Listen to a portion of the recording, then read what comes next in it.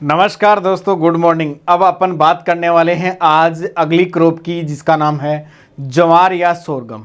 इसे camel crop के नाम से भी जाना जाता है। अपन जैसा कि 1 बाई 1 12th क्लास का सिलेबस डिस्कस करते आ रहे हैं, जिसमें अपन फसलें पढ़ते जा रहे हैं। फसलों में आपका धान मक्का चैप्टर कंप्लीट हो गया था और आज अपन ज्वार के बारे में पढ़ेंगे। जैसा कि अन्य फसलों में अपन पढ़ते आ रहे थे, फर्स्ट टॉपिक मैंने आपको बताया था कि वैज्ञानिक खेती का एक अच्छा तरीका क्या हो सकता है और कैसे अपन वैज्ञानिक खेती कर सकते हैं। तो दोस्तों, आप हमारे साथ जुड़े रहो, लगातार सभी वीडियोज़ को देखते रहो। कोई भी वीडियो आपको मिस नहीं करना है, मतलब छोड़ना नहीं है बिल्कुल भी। और आपको लगातार बोर्ड एग्जाम की दृष्टि से जो भी इंपॉर्टेंट क्वेश्चंस होंगे वो सारे हम सोल्व करवाते जाएंगे और आगे बढ़ते जाएंगे। तो आप ध्यान लगा के पढ़ते रहें। तो आज का टॉपिक अपना जो ज्वार है, इसके बारे में अपन पढ़ेंगे। देखो आप ज्वार बैकग्राउंड में देख सकते हैं, सभी का ज्वार का पौधा आपका देखा हुआ होगा। ये अपना चैप्टर नंबर 6 है और जिसका टॉपिक नंबर 3 जो ज्वार है अपन पढ़ने जा रहे हैं। नेक्स्ट अपन बात करते हैं ज्वार। तो इसे देखिए किंग ऑफ कोर्सिलियड के नाम से जाना जाता है, मतलब इसे मोटे अनाजों का राजा के नाम से संबोधित किया जाता है। दोस्तों, बहुत इंपॉर्टेंट क्वेश्चन है कि मोटे अनाजों का राजा कौन सी फसल को कहा जाता है? ज्वार को। अगर आपसे पूछा जाए कि रानी के नाम से किसको संबोधित किया जाता है, अनाजों की रानी, तो कौन किसको बताया था आपने? मक्का को। नेक्स्ट बात करते हैं, इसे कैमल क्रॉप की संज्ञा दी गई है। कैमल का मतलब होता है ऊंट जैसी फसल। कैसे? क्योंकि ये फसल ऐसी होती है जैसे ऊंट बताते हैं ना कि 7 दिन तक बिना पानी पिए रह सकता है, वैसे ये फसल भी 7, 8, 10 दिन तक बिना पानी पिए रह सकती है, इसलिए इसे कैमल क्रॉप के नाम से संबोधित किया जाता है। दोस्तों, बॉटनिकली बात की जाए अगर इसकी, या वैज्ञानिक तौर पे इसका वैज्ञानिक नाम देखा जाए तो सोरगम बाइकलर इसका क्या है? बॉटनिकल नेम है दोस्तों। और फैमिली बात करें तो इसकी ग्रेमिनी है। सभी खाद्यान्न फसलों की फैमिली कौन सी है? ग्रेमिनी फैमिली है, जिसे घास कुल के नाम से या किस नाम से जाना जाता है दोस्तों? पोएसी फैमिली के नाम से जाना जाता है। आगे अपन बात करते हैं उत्पत्ति स्थान या ओरिजिन पहले इसकी। तो इसका उत्पत्ति स्थान अफ्रीका माना जाता है, क्योंकि ये अफ्रीका में सबसे पहले पाया गया था। ये प्लांट अफ्रीका में देखा गया था, लेकिन भारत के कुछ विद्वान वैज्ञानिक हैं, उन्होंने एसीबीनिया बताया अफ्रीका का क्षेत्र है। दोस्तों, आगे बढ़ते हैं अपन। तो इसकी गुणसूत्र संख्या की जहाँ तक अगर बात की जाए तो 2n बराबर क्या होता है? इसमें 20 होता है। अगर n बराबर आपसे पूछ लिया जाए दोस्तों तो कितना होता है? 10। और यही आपने मक्का में पढ़ा था, मक्का की भी गुणसूत्र संख्या क्या थी? 20 थी। दोस्तों, प्रोटीन इसमें कितना पाया जाता है? 10 से 12% प्रोटीन पाया जाता है और साथ में 1.8% क्या पाई जाती है? इसमें वसा या फैट पाई जाती है। दोस्तों, जैसा कि आपने सुना तो होगा कि खाद्यान्न ज़्यादातर किसके? कार्बोहाइड्रेट के स्रोत ही होते हैं। अपने को खाद्यान्नों से कार्बोहाइड्रेट ही प्राप्त होता है। तो उसी प्रकार से मक्का से, ये ज्वार से जो कार्बोहाइड्रेट अपने को प्राप्त हो रहा है वो 72.6% हो रहा है। उधर अपन ने मक्का पढ़ा था तो उसमें भी अपने को क्या? कार्बोहाइड्रेट 76.08% प्राप्त हो रहा था। अगर इसके इन्फ्लोरेसेंस की बात की जाए, इसका पुष्प क्रम जो या पुष्प के लगने का क्रम है वो कौन सा है? पेनिकल है दोस्तों। और पेनिकल जैसा कि मैंने सबसे पहले और कौन सी फसलें बताया था दोस्तों, उसका है किसमें? धान में। तो धान का पुष्प क्रम की क्या होता है? पेनिकल होता है। अपने आम का पुष्प क्रम की क्या होता है?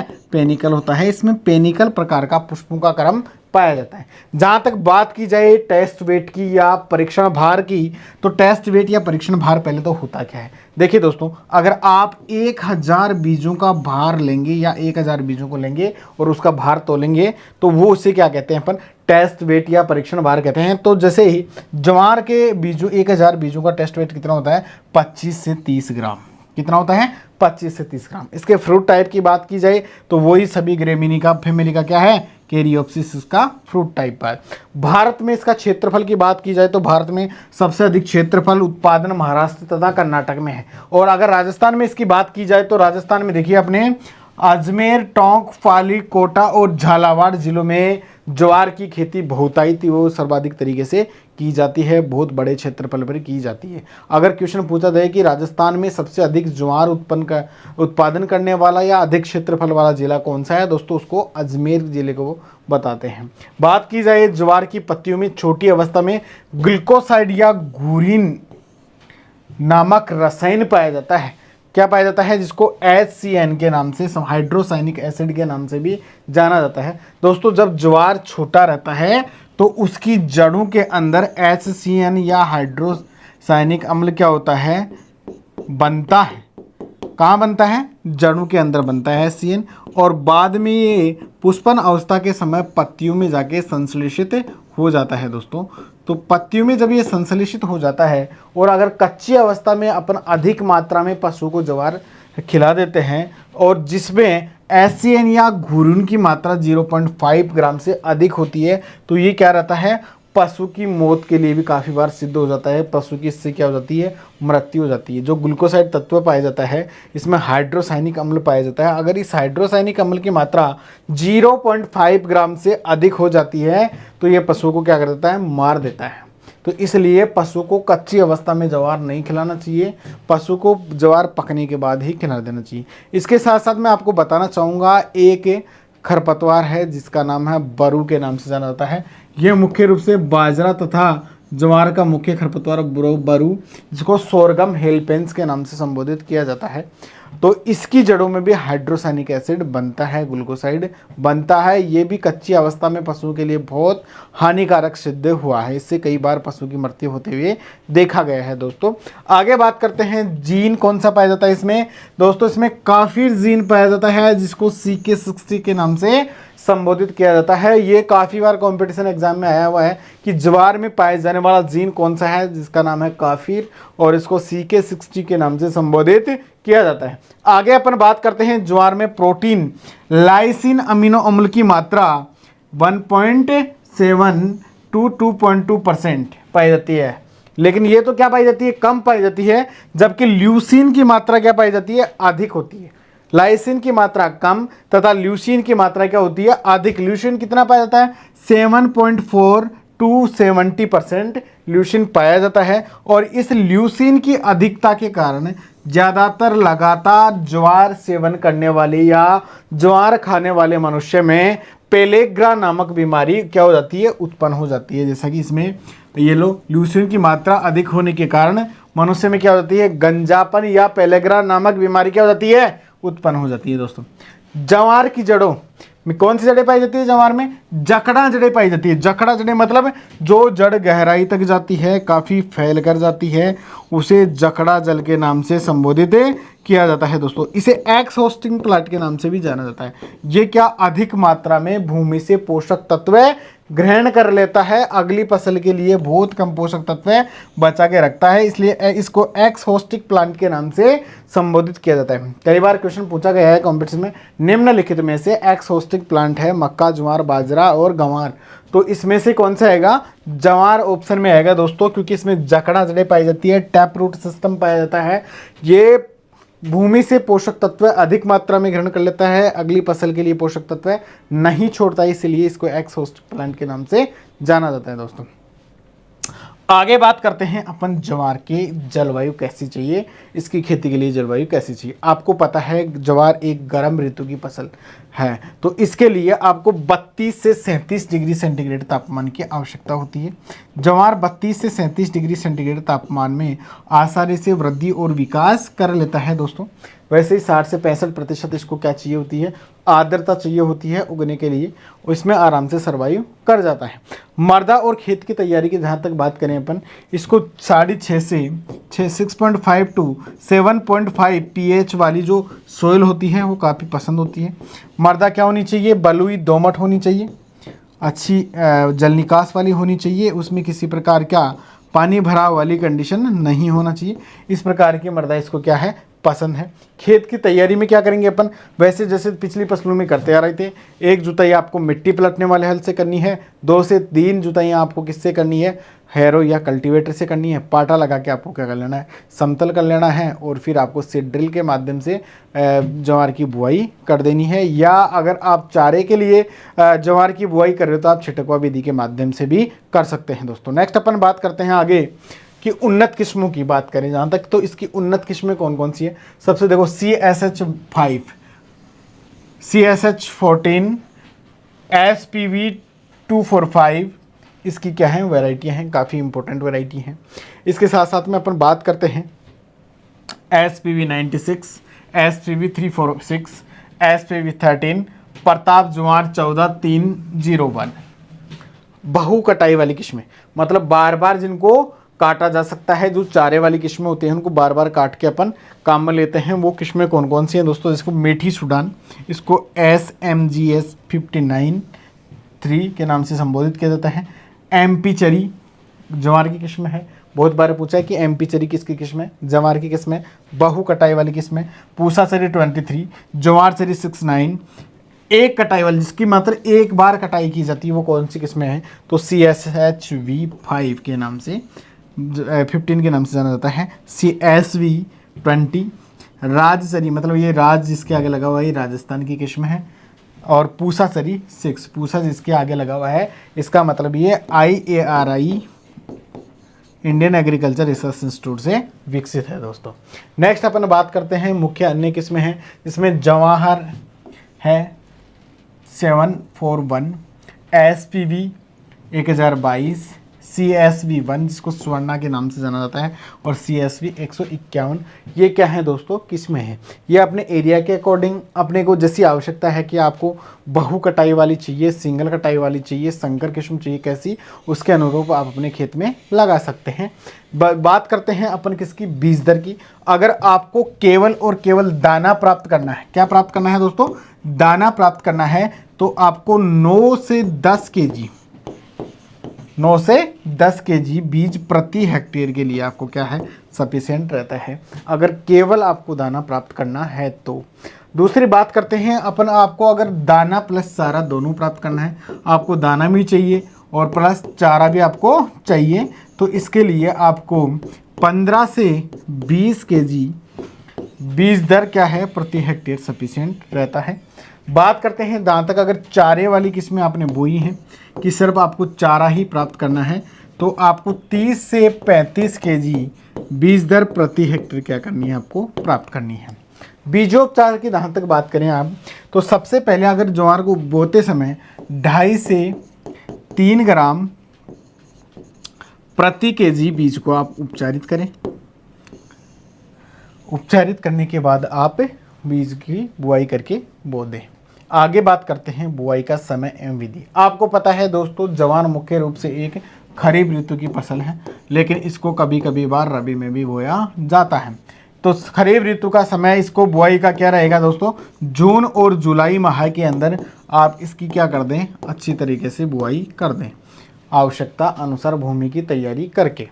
विधि की बात जहाँ तक करें अपन, तो इसकी लाइनों में जब बुआई अपन करते हैं तब इसका अधिक उत्पादन अपने को प्राप्त होता है।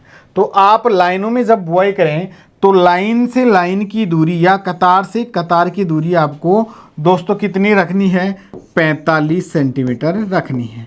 जहाँ तक बात की जाए पौधे की, तो आपको पौधे से पौधे की दूरी आपको 12 से 15 सेंटीमीटर रखनी है।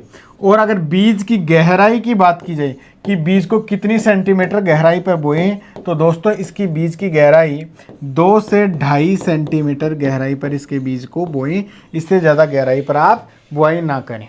नेक्स्ट अपन बात करते हैं खाद और उर्वरक की। जहाँ तक खाद और उर्वरक की बात करें, तो सबसे पहले भूमि की तैयारी के समय आपको FIM या गोबर की खाद देनी है। देनी कितनी है आपको दोस्तों? 15 से 20 टन प्रति हेक्टेयर की दर से ज्वार में FIM या गोबर की खाद मिलानी है भूमि की तैयारी के समय, मतलब बीज बुआई से 4 सप्ताह पहले या 1 माह पहले मिला सकते हैं। उर्वरक की जहाँ तक बात करते हैं आपके, तो वही नाइट्रोजन आपको देनी है, फास्फोरस देनी है, इसमें पोटास की ज़रूरत नहीं होती है। नाइट्रोजन कितनी देनी है? 80 kg आपको नाइट्रोजन देनी है। पोटास की जहाँ तक बात करें 40 से 60 kg इसमें क्या देनी है? आपको पोटास सप्लाई करनी है। नाइट्रोजन की आधी मात्रा देनी है, पोटास की क्या पूरी मात्रा भूमि की तैयारी के समय देनी है। जब आपको क्या करना है? नाइट्रोजन की आधी मात्रा फूल आती है, जब पुष्पन क्रिया प्रारंभ होती है उस समय आपको प्रयोग करना है दोस्तों। आगे अपन बात करते हैं सिंचाई की। वैसे खरीफ ऋतु की फसल है, ज़्यादा सिंचाई की आवश्यकता नहीं होती। जब वर्षा पीरियड चलता रहता है, बारिश का काल चलता रहता है, तब आपको सिंचाई बिल्कुल नहीं करनी इसमें। कई बार लंबे समय तक वर्षा नहीं आती है, तो उस कंडीशन में आपका क्या करना है? 7 से 10 दिन के ऊपर इसमें सिंचाई क्या करना है? रिपीट करना है दोस्तों, सिंचाई करनी है। आपके आगे बात करते हैं पादप संरक्षण की, प्लांट प्रोटेक्शन की, कि इसमें कौन कौन सी बीमारियां लगती हैं, कौन कौन से कीट पतंगे आक्रमण करते हैं। तो दोस्तों सबसे पहला जो इम्पोर्टेंट कीट है इसका, जिसका नाम है तना मक्खी। कौन सा मक्खी है? तना मक्खी है। ये तने के ऊपर क्या करती है? आक्रमण करती है, उसमें छेद कर देती है। इसका प्रकोप मक्का में कब होता है? छोटी अवस्था में होता है, जवार में, सॉरी, जवार में इसका प्रकोप कब होता है? छोटी अवस्था में होता है। तथा ये क्या करता है, इसकी जो सूंडी और जो मेगट अवस्था होती है वो क्या रहती है? हानिकारक अवस्था होती है। सूंडी और मेढक अवस्था होती है वो क्या होती है? इसकी हानिकारक अवस्था होती है, जो सबसे ज़्यादा क्या है दोस्तों? नुकसानदायक है। अगर इसकी आपको रोकथाम करनी है तो क्या करें आप? बुआई के साथ साथ जब आप बीजों की बुआई करें तब 15 kg प्रति हेक्टर फोरेट, मतलब 10%, यह डेड हार्ट रोग पैदा करता है। इसका मतलब है आप उपचार कर सकते हैं फोरेट के माध्यम से। और ये जो सुंडी है ये डेड हार्ट नामक बीमारी क्या करती है? पैदा करती है दोस्तों। आगे दूसरी बात करें, तना छेदक जवार का भयंकर कीट है। रोकथाम इसकी डायोडान नामक रसायन से करते हैं। रोगों की बात करें जहाँ तक, तो रोग कौन सा? दाना खंड रोग इसमें उत्पन्न होता है। ये स्पेशियो लोथिका सोघाई नामक कवक के कारण पैदा होता है। ये क्या है? बाह्य बीजोड़ रोग है। कैसा है? बाहर का रोग है, बीज के बाहर का, और ये बीजोड़ रोग है। बीजोड़ रोग का मतलब बीज के माध्यम से फैलने वाला रोग। अर्गट या सुगरी रोग की जहाँ तक बात करें, ये स्पेशलिया सोघाई कवक के द्वारा ये होता है। श्याम वर्ण या एंथ्रेक्नोज की बात करें, मतलब इसमें जवार में गोंद सा गोंद निकल के आ जाता है, गोंद जैसा पदार्थ जैसा। इसे कोलिटोट्रिकम ग्रेमिनिकोला फंगस के कारण ये उत्पन्न होता है दोस्तों। और इसका उपचार खड़ी फसल में डाइथेन Z78 या बाविस्टिन 0.2% का क्या करें आप? स्प्रे करें। इसके माध्यम से इसका उपचार कर सकते हैं दोस्तों। आगे अपन बात करते हैं कटाई और मंडाई। अगर आपने फसल को चारे के पर्पज से बोया है कि आपने सिर्फ चारा ही प्राप्त करना है, तो आप 40 से 50 दिन पर प्रथम कटाई आप कर सकते हैं। मतलब पहली कटाई आप कर सकते हैं 40 से 45 दिन बाद। अगर आपकी मल्टी कटिंग वैरायटी है, बार बार काटने वाली है, क्योंकि जवार को एक बार काट लेते हैं, पशु को खिला देते हैं, पीछे से दोबारा फूट जाता है वापस, तो उसे बहु कटाई वाली किस्मों के नाम से, तो बहु कटाई वाली किस्मों की आप 50 से 55 दिन पर पहली कटाई कर सकते हैं। उसके बाद में आप कटाई करते रहना चाहिए। अगली कटाई की जहाँ तक बात करें, फिर पहली कटाई अगर आपने 50 से 55 दिन पे कर ली, तो दूसरी कटाई आपको दोस्तों 30 से 35 दिन पर करनी है। और दानों को पकते समय इसमें भी नमी की मात्रा कितनी होनी चाहिए? 25% होना बहुत ज़रूरी है दाने को काटने के लिए। इसी प्रकार से अपन अगर बात करें इसकी उपज की कि कितनी उपज इससे अपने को प्राप्त हो रही है जवार की, अगर आपने बुआई करनी है तो जवार की जो देसी किस्में हैं उनकी 10 से 15 क्विंटल दाने की उपज अपने को प्राप्त हो रही है। साथ साथ में 100 से 150 क्विंटल आपको क्या कड़बी या सूखा चारा क्या हो रहा है? प्राप्त हो रहा है दोस्तों। और उन्नत तथा संकर किस्मों से जो हाइब्रिड वैरायटियाँ हैं, इम्प्रूव्ड वैरायटियाँ हैं, उन वैरायटियों से आपको 30 से 35 क्विंटल तो क्या होगा? दाना प्राप्त होगा। साथ साथ में 80 से 100 क्विंटल क्या होगा? चारा या कड़बी हरी सूखी प्राप्त होगी अपने को, और प्रति हेक्टेयर प्राप्त होती है।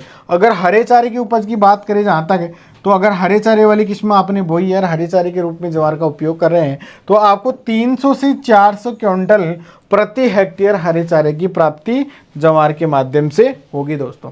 300 से 400 क्विंटल।